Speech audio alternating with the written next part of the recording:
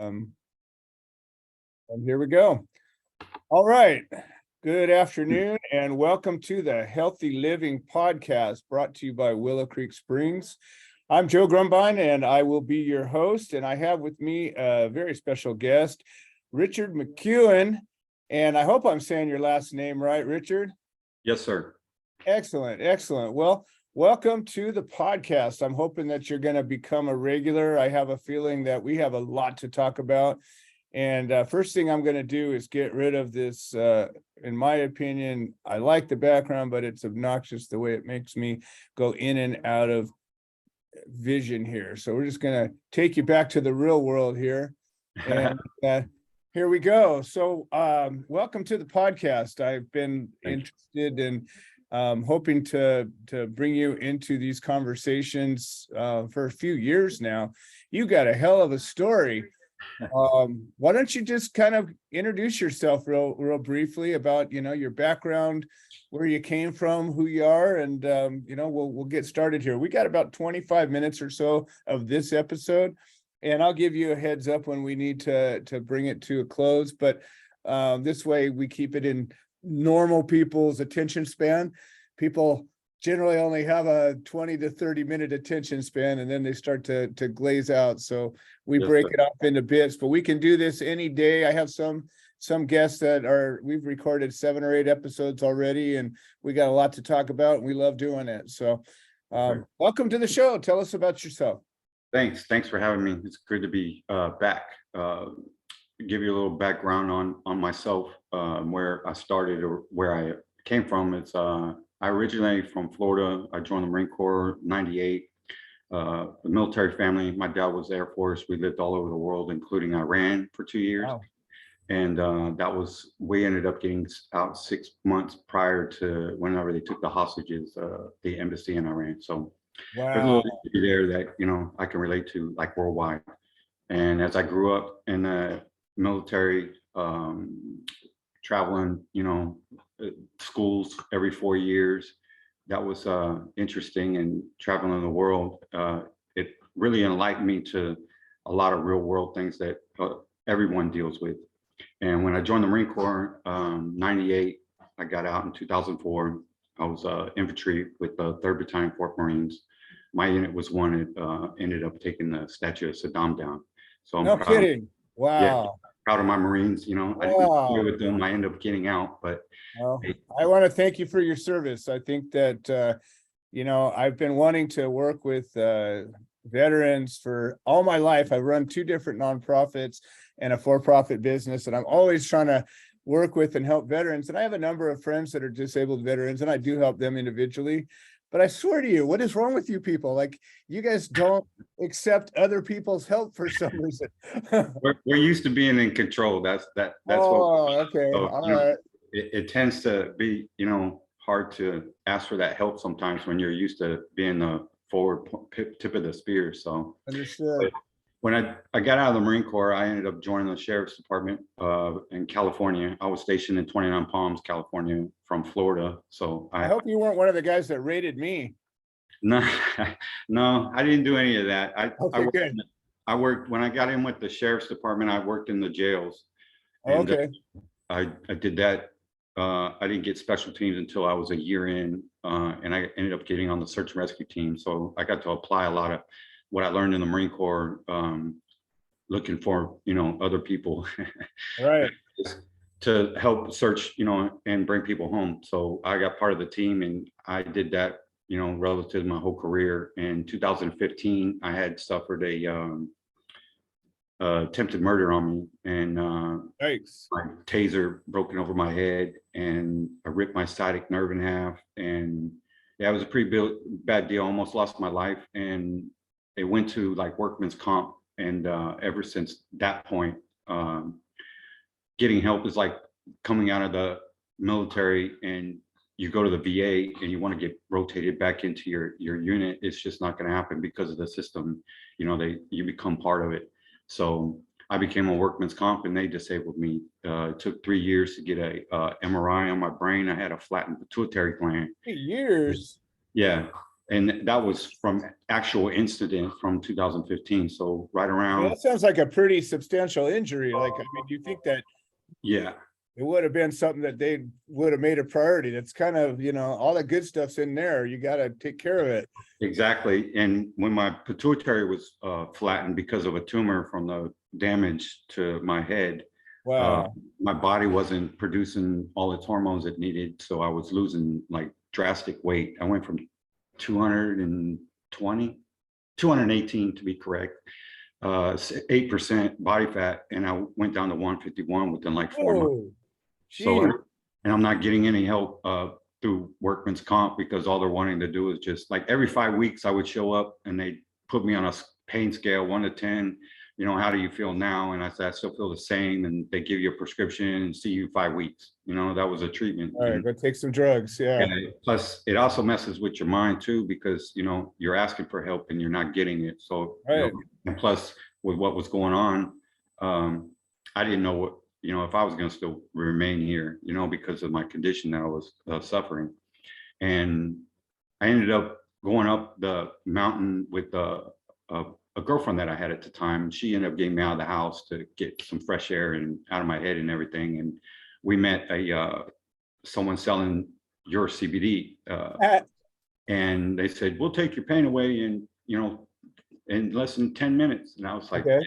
well, you're full of it. So Right. I That one sounds a little gram, outrageous. yeah, a 1 gram, and within pretty much what they said, it took all my pain away. So Yeah. I gave my girlfriend a shot of the 1 gram, and it took our anxiety away. She couldn't go up the mountain and look over, and it would freak her out. And when I saw that, I flipped the car around. Forget about how it was, it helped her. So I Yeah. flipped the car around, bought a bottle, and I took it for about a month and had my pituitary gland, had an MRI done, and it was showing that it was active. He was Wow. like, what's going on? And I told him, I'm taking this, it's from Willow Creek CBD. And he's like, well, you need to keep taking it. So and I pretty much went under them and started helping spread the word and selling your product, because it's really amazing. And it changed my life. It got me out of my head. If it could fix the condition that was going on inside my brain, and with like one bottle, that just, to me, that's godlike. That's, and it was amazing. So, and Well, I I, think now, that's the big key of that, when somebody makes a product or whatnot, three different people could make the same product using the same ingredients, but one of them's doing it with a purpose and with an intent and taking care to make sure that things are treated with respect and all of that, and the other ones are doing whatever, trying to make money. yeah, it's kind of like when, like, especially when you move out, go away from mom, and you come back, and you have mom's cooking. Right. Nothing's better than mom's cooking. Can't beat it. Yeah, Even you if you can't give buy that in mom's any restaurant. recipe to someone else, it's not the same. So Same. Yeah, it's because it's food from the soul. exactly. Well, it's funny that you mentioned food, because that's one of the things that we always said is these products, like the skincare products, that they're food for your skin. Yeah, And for that reason, like, you take care of food and food takes care of you, right? exactly. So, we grow a lot of the plants that go into these products, and we grow a lot of our own food. We grow, vegetables and herbs and stuff. And, there's a difference. Like, you go and pick a zucchini off a year plant and eat it within a day of it being harvested. And then you go to the store and you eat, or even a farmer's market, and you eat something that was picked, a week or two ago. Excuse me. It's not even the same thing, and I think that Sure. that's kind of, that's what this whole thing is all about. This is a show about healthy living. This is a community that's based on healthy living. And part of what my goal is to bring a lot of people's experiences together and their thoughts and their, even the things they've learned. Like, in all this time you spent traveling around, you must have experienced things that most people never do. And I think that's an important piece of the puzzle. Like, you went through some heavy stuff that most people would never go through, and yet the people that don't go through it are generally the ones whining and bitching about their lives and how horrible everything is. And, you know, a little mosquito bite becomes, you know, a malaria outbreak. You know, it's just like, without a perspective, people don't know how to deal with stuff. And I think there's a lot in the whole healthy living about, you know, being honest and experiencing and keeping things in perspective, and even finding gratitude. Like, I think gratitude is like the secret recipe for everything. Oh, yeah. And, you know, I'm grateful for you, you know, coming and being a guest on my show, and you know, engaging with our company and us as people, and sharing your experiences, and that gives me a blessing. And hopefully in turn, I'll be able to bless you with things that I do. And, you know, that's what everything's all about. I think that's kind of like the key to this whole healthy living thing. And, you know, I kind of wonder, like, I think so many people here in California, especially, I mean, I'm sure it's the same in a lot of other states, but California, it just seems like the world of the entitled prissy bitches. I mean, I'm just like, Trying to everybody, make real men sissies. I'm just saying, like, I mean, everybody is offended and upset and bothered by just every little thing, and yet nobody really has a problem. Like, nobody's ever had a moment of being actually hungry. Nobody's ever had a bullet whiz by their head, or you know, had the shockwave of something exploding nearby you. I mean, nobody's done that. They don't know what that's about. And yet in other parts of the world, that's kind of commonplace, you know. And Like everyday living for most countries, you know, outside the United States. and the stress and shock of all of that is so taxing on the human body and spirit. Like, even having one moment of trauma, I've had some traumas. I've had, you know, 40 cops rolling into my house with machine guns pointed at my head. Yeah, there's moment of mortality, a moment of, you know, you look down the barrel of a gun that's pointed at you, you can actually see the round Yeah. is going to kill you if that person pulls that trigger. Yeah. It's a moment of friggin' clarity there. Yeah. That it's like a deer in the headlight. Your butt pucker. I've seen that round, and it's just like, you know, when that stuff happens, life gets really real. It And does. all this other little crap just doesn't even matter. And then you hear people, you know, whining and bitching about this and that, and you're just like, really? And that's one of the things, and like what I do with like veterans and law enforcement is dealing with PTSD. Is what do you do with a tool when you put it in motion? You know, Right. you draw your gun or whatever weapon you have as a utility, you know, as a tool. You know, Right. that type of mentality isn't taught, you know. And because when someone calls 911, they have a problem and say they're on their way, that dead space in between, that's where life exists. Right. So you're not in control of what happens in between that call, you know. Right. And you can't add to that call and show up with the same mentality, because you still have to determine, you know, the factors of what's present, if, you know, something being wrong or not. Right. The time it's already amped up on the other side, and you know, everything becomes a real threat. So breaking everything down mentally, especially with me having to deal with things on my own, the doctors ended up telling me that I had a 50-page report on my brain, you know, saying, Jeez. yeah, Wow. that was just, you know, like outrageous. You're going to be in a wheelchair and all this. It was like, okay, so what are you going to do to help me? And it was just pharmaceutical medications. I still have the prescriptions like 7 years ago, you know. It's like, that's Right. what you want to give me. So I was like, what am I going to do? You know, I know one thing's working, and it's the CBD. It's keeping my mind, me from going hope mode, you know, into the world, you know. Yeah. Even though I do have a reason to go hope, you know, I still don't need that, you It's know. not going to help you or anybody else. Exactly. So I came up with a program. I just went back to my roots, you know, as far as the Marines. What the Marines taught me, you know, yeah, I was with the sheriffs, and the incident with my life was with the sheriffs, but everything I learned with the sheriffs didn't save me. Right. It was what the Marine Corps taught me, because you're trained to just do one thing. You're not given the opportunity to die without, being told. Right, right, It's the fight in the person. So right.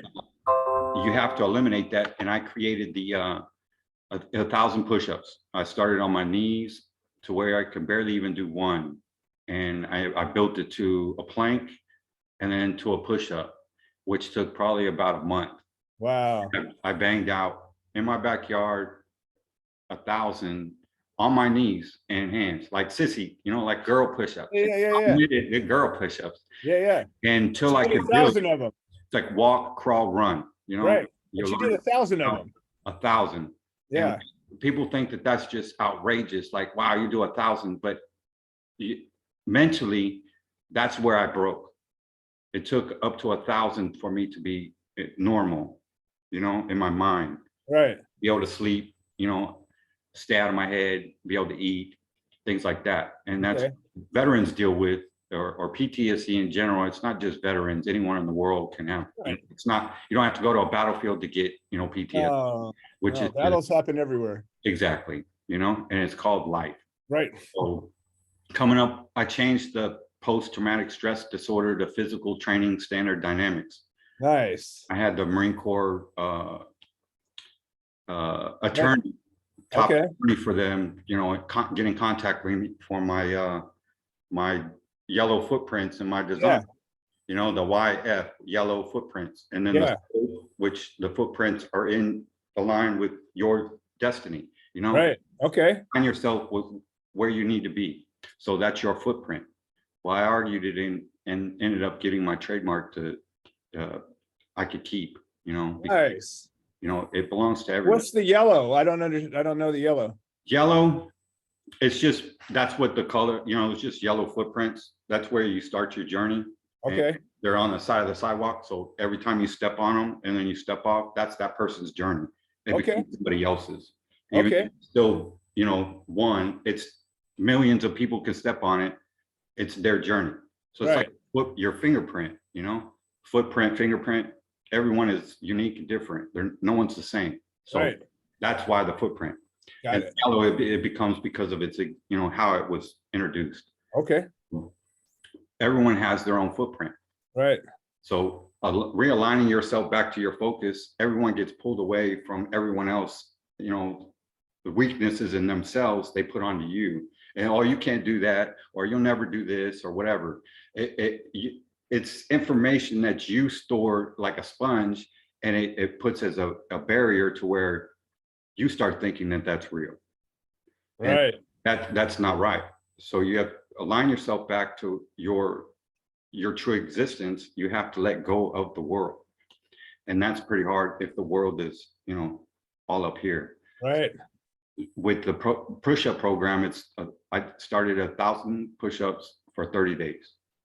And I was given a veteran a free bottle of your CBD to start. And what it did was, I even have videos of, that, man, this is like really, saved my life. This is helping. This is amazing. And it takes them out of their head and they could sleep. So between the 1,000 milligram CBD and the sleep syrup, that was the veteran combo that, pretty much, and it started with me. I was a test, dummy, and that's how I created to help me. And that was part of the program. And every day I go to work out, that's what I would do is I take the 1,000 milligram, I take 1 gram, and then I would do half gram of the flexor or the energy one. I can't remember. Okay. Oh yeah. The Fireball. Fireball, yeah. Yeah. Half gram of Fireball and 1 gram of 1 milligram of the CBD. And I got pushed through the whole 1,000 like it was nothing. No kidding. Natural energy. And when you start to climb in those high numbers, you start to play like a chess match with yourself in your head as far as your numbers. So it taught me to where I could break them down into a smaller amount to achieve larger. Yeah, I watched you do one video when you were doing it, and you were doing, I don't remember, you were doing 20 or 10s, and then you were doing these these reps, and then you stop for a minute, and you jump back into it, and you were doing Yeah. numbers. But It's trying I to couldn't figure keep out up where with you could last the whole 1,000 and not exhaust all your energy, is you have to do it mentally. it. And Right. when I started doing that, my younger son, because I was trying to get him to do it, he's like, no. Yeah. And he said he started researching push-ups and that. And he came back and told me that push-ups are the #1 mental health exercise. Yeah. So I started getting in and playing doctor and thinking, okay, because the doctors ended up telling me that from my head injury, I suffered hypopituitarism, and that's where your body doesn't regulate any temperature Really? on it. Yeah, and Yes. it's an incurable disease, is what Wow. they say. So with natural medicine, that ended up curing my temperature, and Oh, really? now I'm able to withstand 45-degree weather or temperature Nice. for more than 40 minutes. So Okay. Wow. bringing that back to being normal in that state, but it's also in your mindset, and it You comes. know, the human body to me has always been so amazing because it seems to be able to repair itself of just about anything.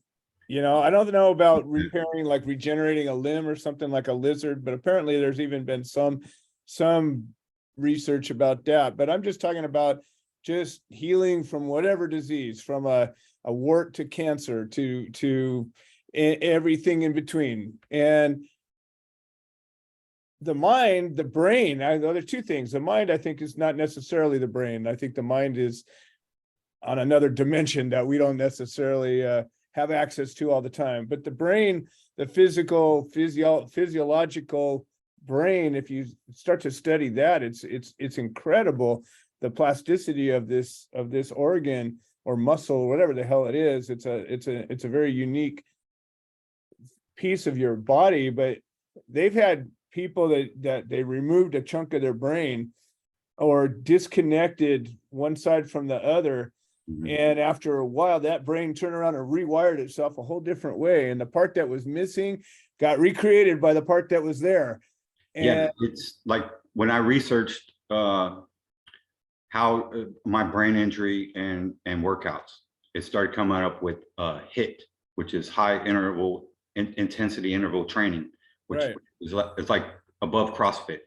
Yeah, go all you can for a short period of time and then rest and then go do it again some other way. Right. So I hardcore. was thinking, well, doing with the 1,000 push-ups, what it did, it was made my brain have to speed up to catch up to the body. Okay. The pressure of oxygen, lack of oxygen in the brain, because the body keeps pushing so fast. Right. Running full force at as top speed as you can for 2-3 miles, you're going to pass out because you're exerting everything. Right. You're using up faster than you got. Yeah, it's because your brain, it can't get enough oxygen to keep up with the body. Right. So in an injury, and you're pushing the body, it has to regenerate that neural response. And that's what the high intensity interval training did, was it reconnected the neural paths in my brain to where it started stimulating new growth. So you're biohacking in a very unique way. So, a lot of people, I've studied some biohacking, and some of the guys, Dave Asprey and some of the guys that are, doing extreme things, cold temperatures, hot temperatures, diets, fasting. Eventually. Yeah, back and forth. That stuff, even taking different compounds, nootropic compounds, all these things pushing your body to be its best, to reach out and fix itself. We actually have a factory reset. Like your genes have the ability to undo themselves back to the point where you were perfect. And it's built in there and it can be accessed. And I think that you're exploring that through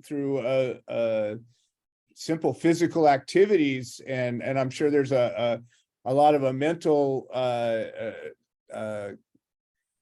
agency of that. You ever hear of a guy named David Goggins? Yes.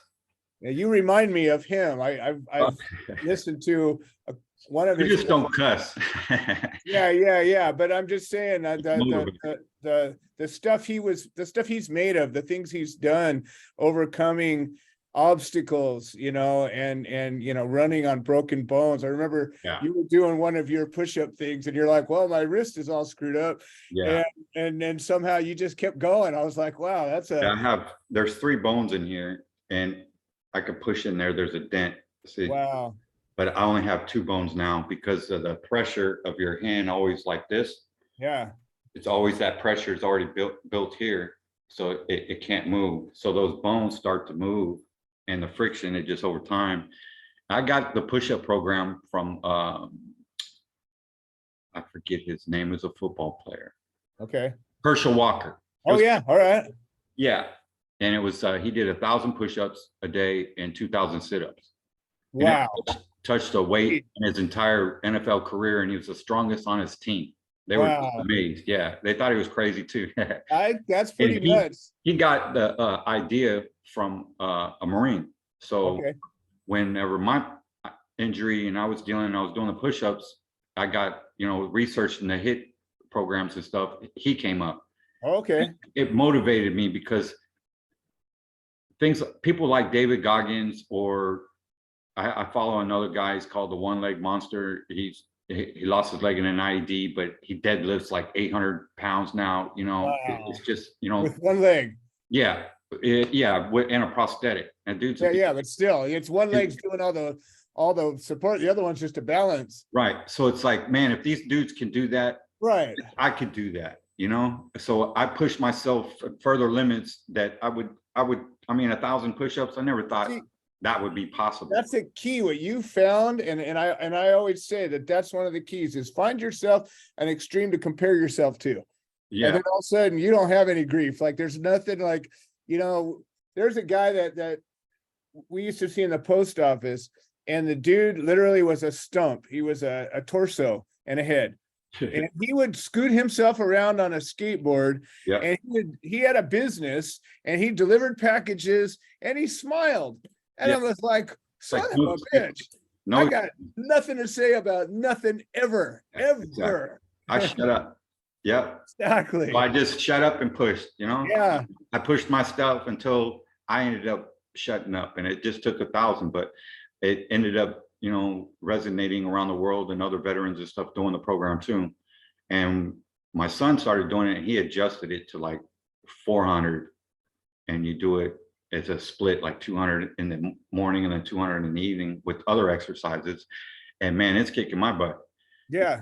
So I've adjusted it, and I don't go so, as drastic anymore as doing the 1,000. I'll stay with 500 or 600, but it's just because I'm listening to my body now. It's telling me you don't have to push yourself so hard.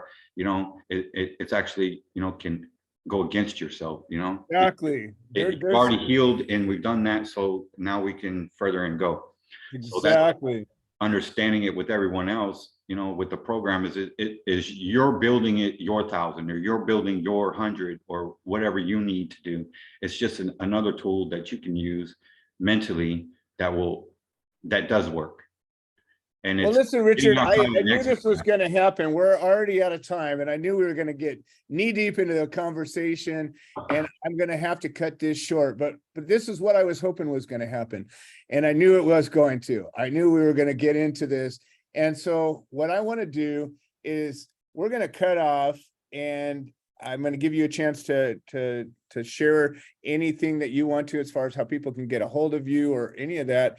And I want to schedule another one of these very soon, maybe even tomorrow, because I want this we have so much to talk about. I have more questions than answers right now. And this is what I was hoping. And, that's the whole point of this, is that, you're sharing an experience that to me is fascinating, and it gives me an opportunity to share a little bit of the journey that I've taken and the people that I've met. And that's what community is. Like, human beings are designed to be communal and sitting around a campfire telling stories and working together and playing together and loving together and laughing together. That's where we're at our best. And I think that's what we're creating here. So I'm going to give you a parting shot, a chance to give everybody the way to reach you, anything you want to say, and then we're going to have to cut this one short.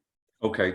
Well, I want to say thanks for the opportunity, and I'm glad that we're back, rooted, and we're one-on-one now, that we can actually do what we need to help people. Absolutely. My main goal, Joe, is just to let everyone know that they're not alone. That's about it.